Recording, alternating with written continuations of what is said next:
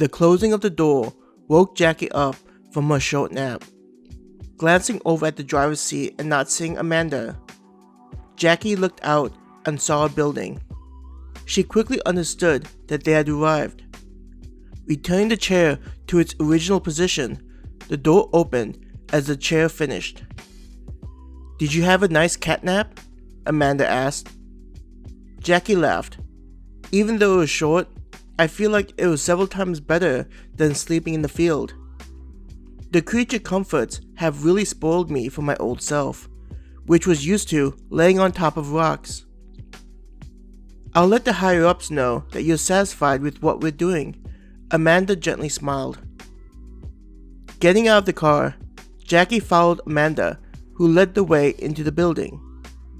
Upon entering the building, Jackie felt the reassuring sounds of water flowing down. There was a greeting desk where a man and woman were sitting. The man looked like he was busy looking up information, while the woman nodded her head at Jackie. "Can you inform Mission that the individual they're waiting for is here?" Amanda addressed the woman. Picking up the phone, the woman began talking to someone. Amanda continued past the entranceway of the building and went towards the elevator. "This must be unusual compared to your usual experience, huh?" Amanda said to Jackie. "This isn't even the same area that I go to when I'm doing my debriefing," Jackie commented. "Yeah, we're here due to the nature of the request, meaning the people you're meeting are a bit higher up compared to what you're used to. Fun fact, the place you're used to going to is connected to this place, through the underground compound." Amanda grinned. When they reached the elevator, she pressed the button to go down. A moment passed before the doors opened and they both entered the elevator. Instead of pressing a button, she waved her hand near the panel, and after the doors closed, the elevator began moving downwards. Seeing that there were buttons for basement levels, Jackie thought it was unusual for Amanda not to press any of them. This action was probably linked to her earlier words. "I didn't even know that there was an underground compound," Jackie said. "How do you know about it?" "Privilege does have its benefits," Amanda winked.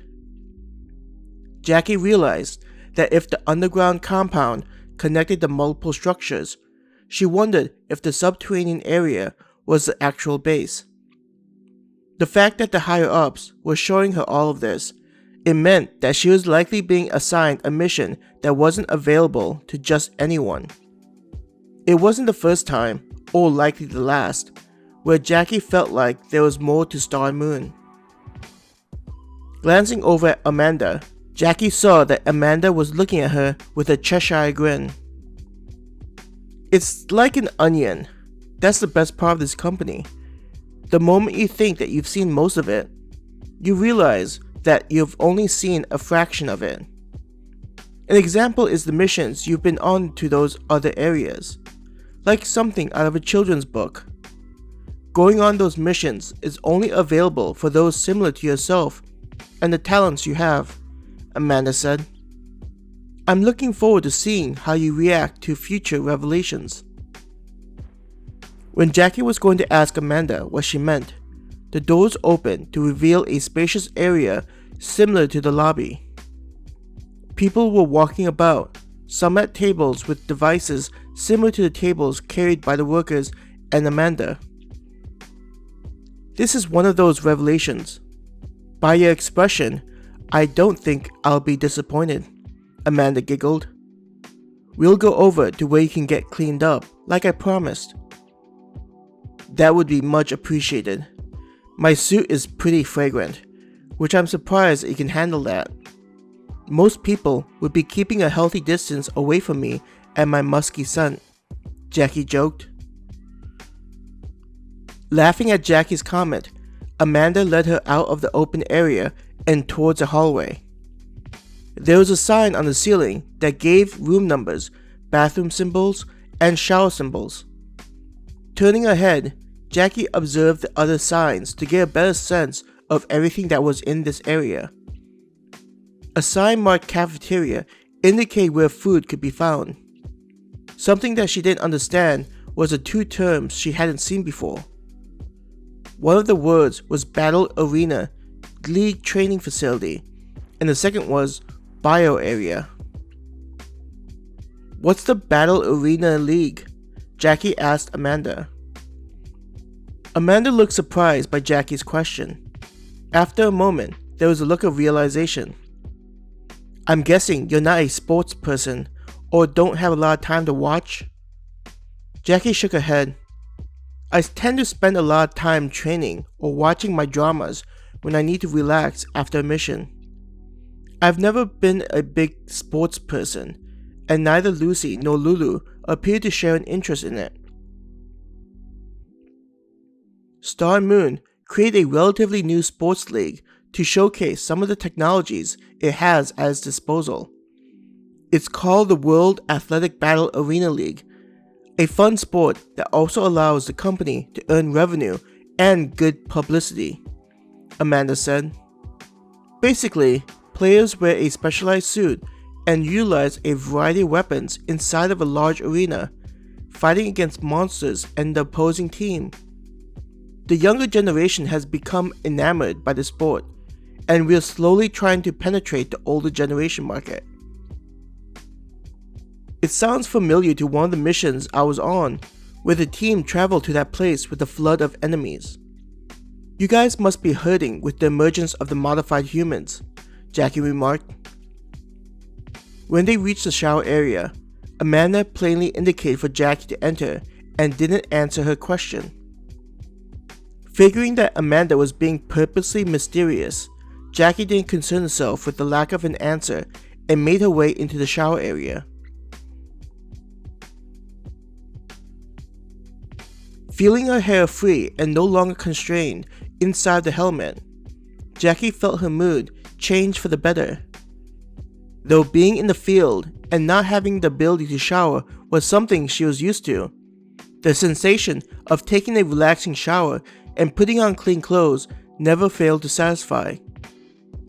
Sometimes, Jackie thought that being clean was better than sex, though she remembered a couple of memories of her in the field with various guys whenever she was in the combat zone, working either in the military or in a mercenary group to cover up the stress. She often felt that sex was a good outlet. Looking into one of the full-size mirrors, Jackie checked her uniform to make sure that everything was organized. Her eyes went to her badge on the collar, which was on the side of her neck. It was a star with a single silver bar. She had recently earned the silver bar after accumulating enough time and completing missions of a specific difficulty. There was also the logo of Star and Moon's military division on her shoulder. Below it was the Arachnia Division tab. Aside from the Arachnia and Lamia divisions, several others fulfilled various roles for the company. They were equally unusual names, making her wonder what Star and Moon thought when they named her division the Arachnia Division.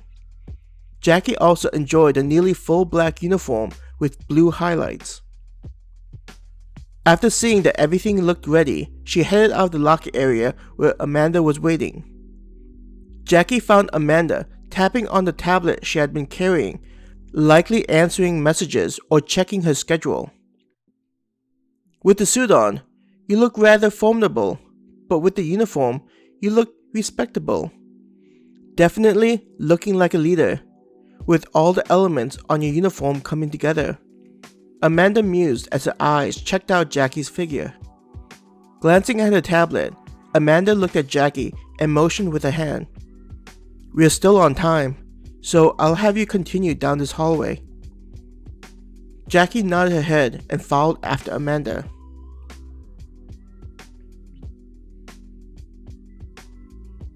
Jackie soon found herself in a conference room. There was a long rounded table with leather seats surrounding it. A large screen was placed at the front of the room for presentations.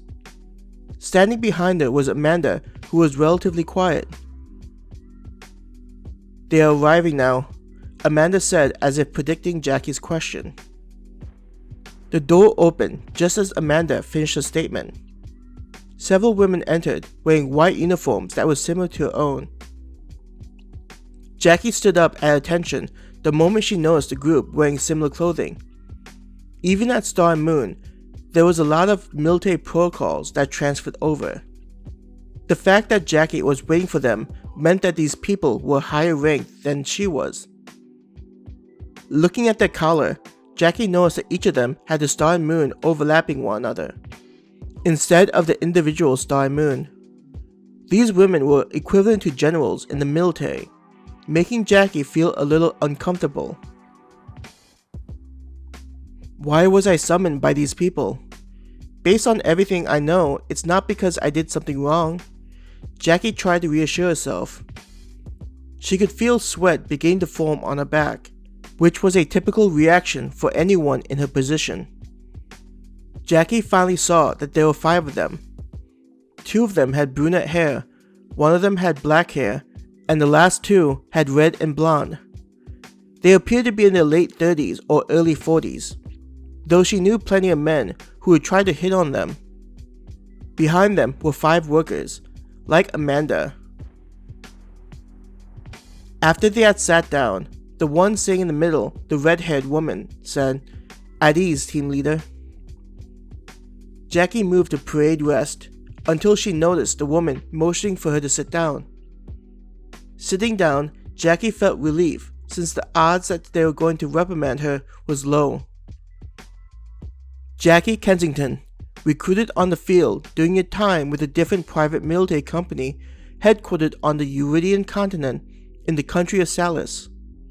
Surprisingly, you've had a mission on all 9 continents, which is somewhat unusual and an honor that only a few can brag about. You've jumped from country to country, serving in various capacities, but you're most known for special operations. From what we were able to gather, you have a kill list that includes at least 20 high-level politicians, 3 of them from this nation.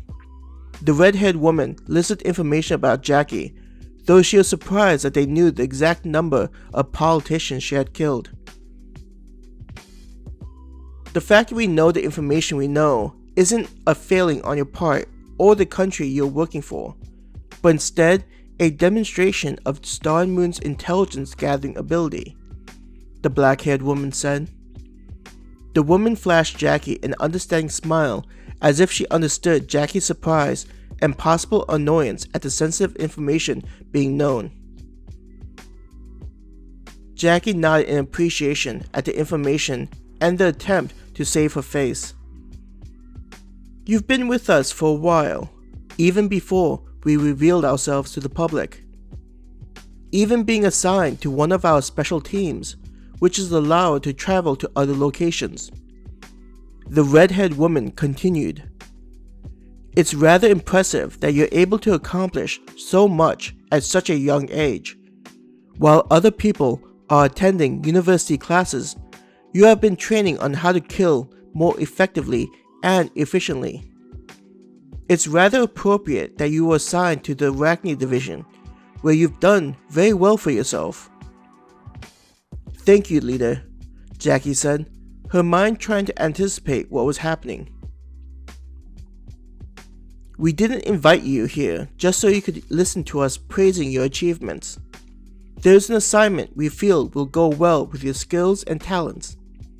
Your team will also be assigned to this mission, though you'll know more than they do.